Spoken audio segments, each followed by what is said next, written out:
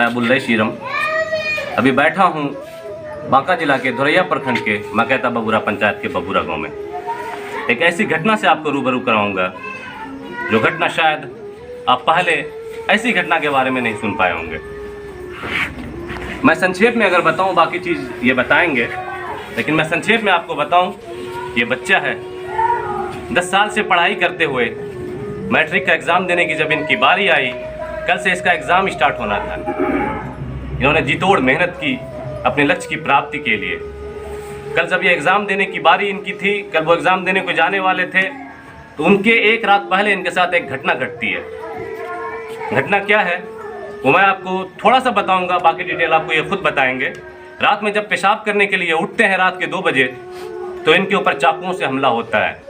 इनके उस हाथों पर हमला होता है जिस हाथों से वो अपने एग्ज़ाम देने की तैयारी कर रहे थे, लिखने की तैयारी कर रहे थे। तो चलिए मैं आपको इनकी ही ज़ुबानी सारी कुछ बताना चाहूँगा। आप बताएंगे सबसे पहले अपना नाम। मोहम्मद कैफ। किस क्लास में पढ़ते हैं आप? क्लास 10th में।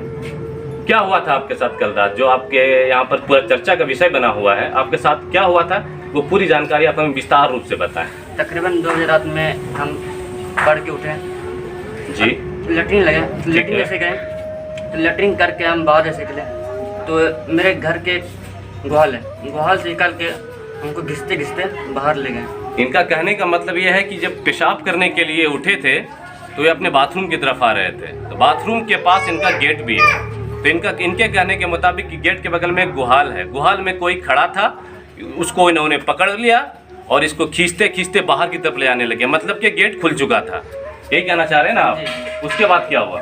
फिर पकड़ के गला दब दिया। गला दबने के बाद वो बोला कि हल्ला करेगा तो जान से मार देंगे। पकड़ के इसका गला दबा गया। उसके बाद इसको डराया गया, धमकाया गया कि अगर आप हल्ला करते हो तो आपको जान से मार देंगे। फिर क्या हुआ? फिर खूब फेंटने लग मारा, मुक्के से खूब मारा उन्होंने।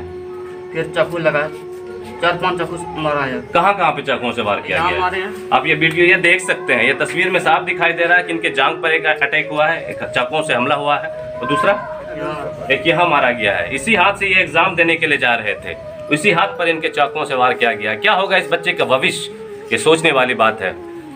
फिर आपने क्या किया? फिर हत्ताबाजी करते करते चौकी भी उसका हाथ से गिर गया, तो हम झीट मारते हुए लाली से गिरते हुए फिर घर आए, घर में हल्ला करें, चाकू मौजूद है। आपसी झड़प हुआ, जो गुंडे थे, जो मवाली थे, जो हमलावर थे, उनसे इनका झड़प हुआ। फिर ये किसी तरह बचते बचाते घर के अंदर दौड़ के भागे और इन्होंने अपने घर वालों को जगाया। उसके बाद वो 3 लोग थे इनके कहने के मुताबिक। एक बाइक है, 2 मारने वाले। एक बाइक भी थी, जो आए थे एक बाइक भी थी, और 2 उनके साथ और लोग थे। टोटल 3 लोग थे। ये जो पीड़ित हैं ये बता रहे हैं। मैं इनके गार्जियन से जानना चाहूँगा इस घटना को होने के बाद फिर आपने क्या किया? ये इनके पिताश्री हैं, जिनका नाम है मोहम्मद नियाजुल हक। ये इनके पिता हैं। इनके हाथ में कुछ फाइलें हैं, कुछ दवाई की पर्ची है, कुछ पुलिस थाने की रिपोर्ट है। क्या कुछ हुआ उसके बाद, आपने क्या किया? वहाँ से जब ये घबरा करके ये उठा था, हम लोग सारे जा गए। उसके बाद हुआ कि गए मोहल्ले के डॉक्टर के पास, बोला कि हम ट्रीटमेंट नहीं करेंगे जी हाँ। जब तक FIR नहीं। तो आपने FIR करवाया? FIR करने के लिए हम गए धनकुंड थाना। धोरैया थाना का जो शाखा है जी, धनकुंड ऑफिस यहाँ पर है बगल में। जी हाँ। धनकुंड गए, बोला कि आवेदन लिख करके दो। फिर आपने क्या किया? तो हम आवेदन लिख करके उसे दिए। ठीक है। आवेदन लिख करके दिए, बस वही आवेदन का एक टुकड़ा रख लिया, वो एक टुकड़ा में मुहर मार करके हमको दे दिया, बोला कि धोरैया जाओ।